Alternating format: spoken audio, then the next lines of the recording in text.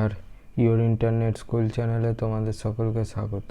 তো আজকে আমরা ক্লাস 8-এর ম্যাথের আমাদের ফার্স্ট সামেটিভের জন্য যে চ্যাপ্টারগুলো ইম্পর্টেন্ট, অর্থাৎ কোষে দেখি 1.1 থেকে কোষে দেখি 6 পর্যন্ত সমস্ত চ্যাপ্টারের কিছু ইম্পর্টেন্ট যেগুলো তোমাদের শিক্ষার জন্য ইম্পর্টেন্ট, সেইগুলো তোমাদের অঙ্ক বই থেকে সাজেস্টিভ হিসাবে আমরা তুলে ধরছি। তোমরা এই অঙ্কগুলো ভালো করে প্র্যাকটিস করে গেলে তোমাদের যে আসন্ন সামেটিভ পরীক্ষা আছে সেখানে তোমরা কমন পাবে। তো চলো আমরা শুরু করছি। তো প্রথমে দেখো তোমাদের 1.1-এর যে 3-এর দাগের অঙ্কটা আছে, অর্থাৎ অজন্তা হাউসিং কমপ্লেক্সের বর্গক্ষেত্রাকার পার্কের বাইরের চারিদিকে 3 মিটার চওড়া একটা রাস্তা আছে। রাস্তা সমেত পার্কের পরিসীমা 484 মিটার হলে রাস্তাটির ক্ষেত্রফল হিসাব করি। এই অঙ্কটা ইম্পর্টেন্ট। 6 বলেছে, আমার ভাই দীপু একটা আয়তক্ষেত্রাকার কাগজে পুরোটাই ছবি এঁকেছে, যার দৈর্ঘ্য 15 সেমি আর প্রস্থ 8 সেমি। যদি দীপু আয়তক্ষেত্রাকার কাগজের প্রস্থ একই রেখে দৈর্ঘ্য দ্বিগুণ করত, তবে তার ছবির কাগজের ক্ষেত্রফলের কিরূপ পরিবর্তন হতো হিসাব করে লিখি। এই প্রশ্নটা ইম্পর্টেন্ট। আমাদের পাড়ার ক্লাব ঘরের দৈর্ঘ্য প্রস্থ উচ্চতা যথাক্রমে 7.2 মিটার, 5.5 মিটার ও 4.2 মিটার। ঘরে 3 মিটার লম্বা ও 1.8 মিটার চওড়া 1.8 মিটার চওড়া একটা দরজা এবং 2.25 মিটার লম্বা ও 1.8 মিটার চওড়া মাপের দুটো জানলা আছে। ক্লাব ঘরের মেঝের ক্ষেত্রফল কত হিসাব করি। মেঝে সিমেন্ট করতে প্রতি বর্গমিটার 62 টাকা হিসাবে কত খরচ পড়বে তা হিসাব করে দেখি। দরজা ও জানলা বাদে ভেতরের চার দেওয়ালের ক্ষেত্রফল হিসাব করে লিখি। ভেতরের ছাদের ক্ষেত্রফল হিসাব করে লিখি। প্রতি বর্গমিটার 12 টাকা হিসাবে দরজা ও জানলা বাদে ঘরের ভেতরের দিকে চার দেওয়াল ও ছাদ চুনকাম করতে কত খরচ পড়বে হিসাব করে লিখি। এই অঙ্কটা ইম্পর্টেন্ট। 1.2-তে 10-এ নিচের সংখ্যামালাকে দুটি বর্গের অন্তররূপে প্রকাশ করি। এর হচ্ছে 1 নম্বর অঙ্কটা ইম্পর্টেন্ট। 391 × 409 দাগে যেখানে উৎপাদকে বিশ্লেষণ করি বলেছে। 11 দাগের 5-এরটা অর্থাৎ 4b² minus b² plus c² plus a² এর হোল স্কোয়ার, এই অঙ্কটা ইম্পর্টেন্ট। পরে 6-এরটা 64ax² minus 49a × x minus 2y এর হোল স্কোয়ার, এই অঙ্কটা ইম্পর্টেন্ট। পরে 7-এরটা x² minus 9 minus 4xy plus 4y², এই অঙ্কটা ইম্পর্টেন্ট। 9-এরটা b plus 2a minus a², এই অঙ্কটা important.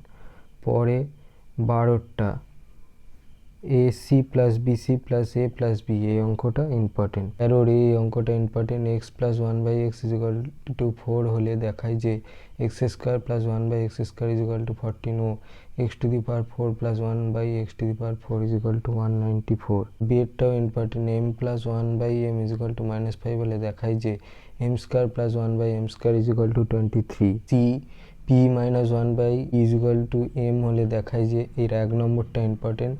p² plus 1/p² = m² plus 2। d এর অঙ্কটা important. a plus b = 5, a minus b = 1 হলে সূত্রের সাহায্যে দেখায় যে 8ab × a² প্লাস b² = 624। সমাধান করিয়ে এর 5-এরটা ইম্পর্টেন্ট। 2x মাইনাস 5 হোল ব্র্যাকেটে 7 minus x minus 6 plus 3 whole bracket শেষ দিয়ে -28 = 39। ওটা 6-এরটা important. 1/3 × x minus 2 plus 4 × x plus 3 = 1/5 × x plus 4 plus 15।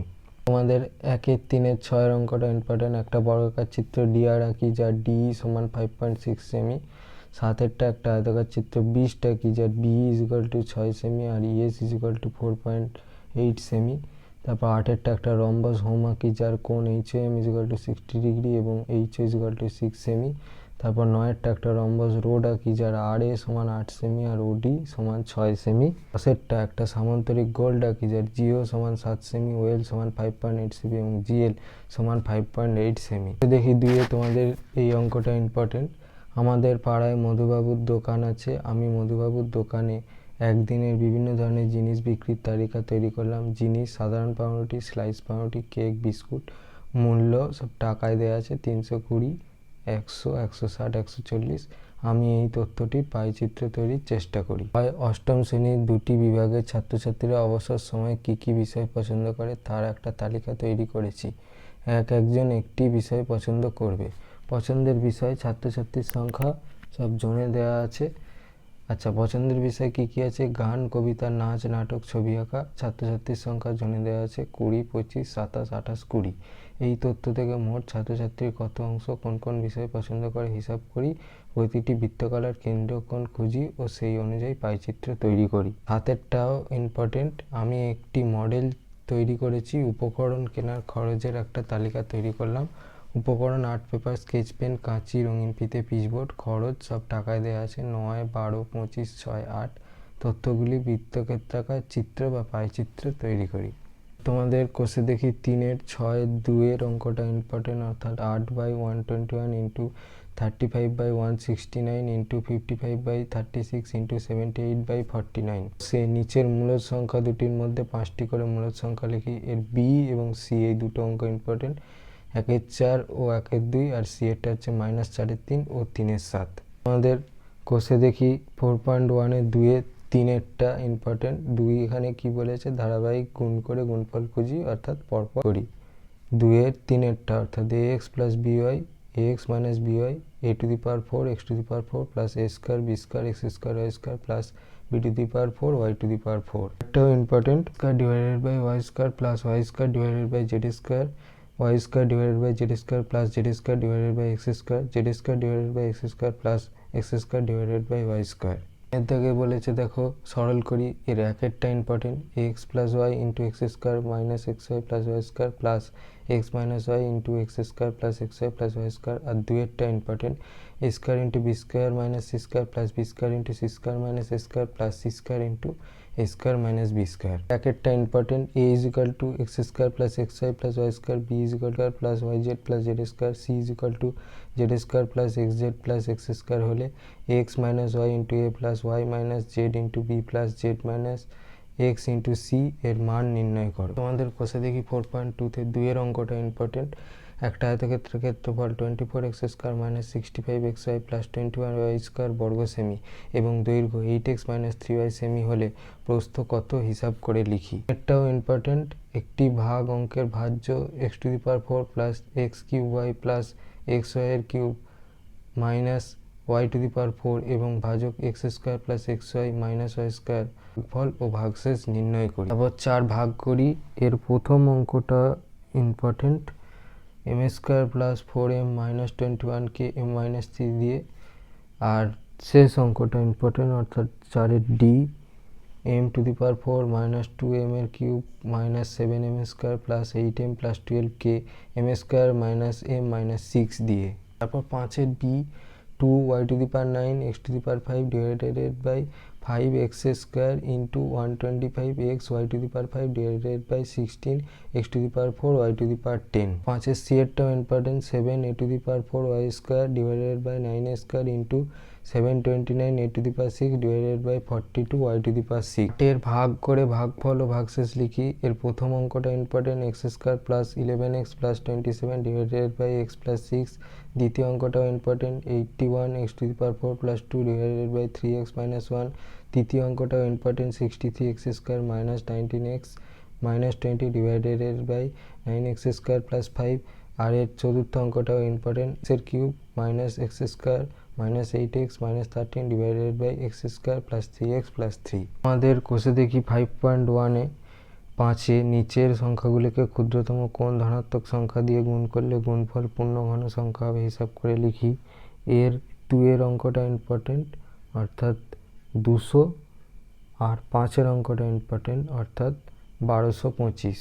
হয় নিচের সংখ্যাগুলোকে ক্ষুদ্রতম কোন ধনাত্মক সংখ্যা দিয়ে ভাগ করলে ভাগফল পূর্ণ ঘন সংখ্যা হবে হিসাব করে লিখি। এর অঙ্কটা ইম্পর্টেন্ট, অর্থাৎ 2662। আর 5-এর অঙ্কটা ইম্পর্টেন্ট, অর্থাৎ 675। তারপর 7 নিচের পূর্ণঘন সংখ্যাগুলি মৌলিক উৎপাদকে বিশ্লেষণ করি ও ঘনমূল লিখি। এইটার 3-এর অঙ্কটা ইম্পর্টেন্ট, অর্থাৎ 5832। 4-এর অঙ্কটা ইম্পর্টেন্ট, অর্থাৎ 15625। আর 5-এর অঙ্কটা ইম্পর্টেন্ট, 10648। 2-তে যাওয়ার আগে কিছু উদাহরণ আছে, সেগুলো ইম্পর্টেন্ট, এগুলো দেখে নাও। অঙ্কগুলো বলে দিচ্ছি। 3x plus 1/3x is equal two 2 হলে x cube plus 1/x cube plus 2 এর মান লিখি। এই অঙ্কটা ইম্পর্টেন্ট। 7 আছে 2p minus 3q is equal two 10 এবং 8p cube minus 27q cube equal to 100 হলে p ও q এর মান কী হবে হিসাব করে লিখি। এই অঙ্কটাও important. 8x minus 1/9x equal to 1 হলে 27x এর কিউব মাইনাস 1/27x এর কিউবের মান কী হবে হিসাব করে লিখি। এই অঙ্কটাও ইম্পর্টেন্ট। দেখি 5.2তে 2 এর c এর অঙ্কটা important. x plus y equal to 2 এবং 1/x plus 1/y is equal to 2 হলে x কিউব প্লাস ওয়াই কিউবের মান হিসাব করে লিখি। এর অঙ্কটাও important. X square minus 1 divided by x equal to 2 হলে x to the power 6 minus 1 divided by x এর কিউবের মান হিসাব করে লেখার চেষ্টা করি। জি এরটা important. X y into x plus y equal to m হলে এক্স এর cube plus y cube plus 3m equal to m cube divided by x এর কিউব ওয়াই কিউব প্রমাণ করার চেষ্টা করি। এইচেরটাও important. 2x plus 1/3x equal to 4 হলে প্রমাণ করার চেষ্টা করি 27x এর কিউব প্লাস 1/8x এর কিউব ইজিক্যাল টু 189। আই এরটাও important. 2a minus 2/a plus 1 equal to 0 হলে a cube minus 1/a cube plus 2 এর মান হিসাব করে লিখি। এরটাও ইম্পর্টেন্ট। যদি m plus n equal to 5 এবং mn ইজিক্যাল টু 6 হয় তবে m square plus n square into cube plus n cube এর মান হিসাব করে লিখি। এই অঙ্কটাও ইম্পর্টেন্ট। দেখি 5.3তে 2 এর যেখানে বলেছে সরল করি সূত্রের সাহায্যে 2 নম্বর অঙ্কটা important. a minus 2b into a square plus 2ab plus 4b square into a cube plus 8b cube. পাঁচের অঙ্কটা important. x plus 1 into x square minus x plus 1 প্লাস 2x minus 1 into 4x square plus 2x plus 1 minus x minus 1 into x square plus x plus 1। এই অঙ্কটা important. a plus 9/a equal to 3 হলে a cube plus 27 এর মান কী হবে হিসাব করে লিখি। তারপর পাঁচের অঙ্কটাও important. a by b plus b by a equal to 1 হলে a cube plus b cube এর মান কী হবে হিসাব করে লিখি। তারপর 6 নিচে বীজগাণিতিক সংখ্যামালাগুলোকে উৎপাদকে বিশ্লেষণ করিয়ে 3 নম্বর অঙ্কটা important. m to the power 4 minus m। তারপরে 4 নম্বর অঙ্কটাও ইম্পর্টেন্ট। 192 a cube plus 3। তারপরে 5 নম্বর অঙ্কটাও important. 16 a to the power 4 x to the power cube plus 54 a y এর কিউব। তারপরে 7 নম্বর অঙ্কটা important. 27 divided by a cube minus 1/27b cube. অঙ্কটা important. x cube plus 3x square y plus 3xy square plus 2y cube. তারপর 10 নম্বর অঙ্কটা important. 1 plus 9x plus 27x square plus 28x এর cube. তারপর 11 নম্বর অঙ্কটা important. x cube minus 9y cube minus 3xy into x minus y। তারপর 12 নম্বর অঙ্কটা important. 8 minus a cube plus 3a square b minus 3ab square plus b cube. তারপর 13 নম্বর অঙ্কটা important. x to the power 6 plus 3x two the power 4b square plus 3x square b to the power 4 plus b to the power 6 plus a cube b cube. 15 number অঙ্কটা important. x to the power 6 minus y to the power 6। তারপরে 16 number অঙ্কটাও important. x to the power 12 minus y to the power 12। কোষে দেখি 6-এর 3-এর কোনগুলো important, মানে যেখানে বলবে নিচের কোনগুলো দেখি ও কোন দুটি পরস্পর পূরক কোণ লিখি, এইগুলো সব ইম্পর্টেন্ট। তারপর 4-এর এই টাইপের অঙ্কগুলো ইম্পর্টেন্ট। নিচের কোণগুলি দেখি ও পরস্পর সম্পূরক কোণ লিখি, এই টাইপের অঙ্কগুলো ইম্পর্টেন্ট। 9-এর অঙ্কটা ইম্পর্টেন্ট।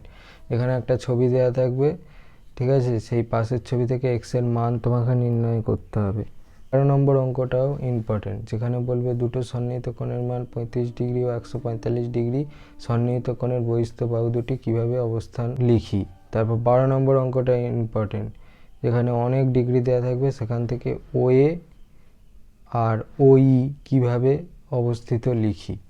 এই ছিল তোমাদের ক্লাসে ফার্স্ট সামেটিভের জন্য কোষে দেখি 1.1 থেকে কোষে দেখি 6 পর্যন্ত কিছু অঙ্কের সাজেশান। এই অঙ্কের সাজেশানগুলো আমরা কোশ্চেন ব্যাংক এবং বিভিন্ন স্কুলের প্রশ্নপত্র ঘেঁটে আমরা সেখান থেকে সাজেস্টিভ করেছি। অঙ্কগুলো ভালো করে প্র্যাকটিস করে যাও, তাহলে তো সামেটিভ পরীক্ষায় কমন পাবে। তখন তোমরা কোশ্চেন ব্যাংকও করবে, সেখানেও কমন পাবে। কোশ্চেন ব্যাংক করার সময় যদি অঙ্ক আটকে যায়, তাহলে দেখবে আমাদের ক্লাস 8-এর কোশ্চেন ব্যাংকের ম্যাথ বলে একটা প্লেলিস্ট করা আছে আমাদের চ্যানেলে, সেখানে ভিজিট করলে তোমরা ডায়ামার্টিনের কোশ্চেন ব্যাংকের ফার্স্ট সামেটিভের যতগুলো মডেল আছে, অর্থাৎ তোমাদের 17টা মডেল আছে, তার পুরো সলভেশন তোমরা পেয়ে যাবে। তো আজকের মতো ভিডিওটা এই পর্যন্তই, দেখা হচ্ছে পরবর্তী ভিডিওতে।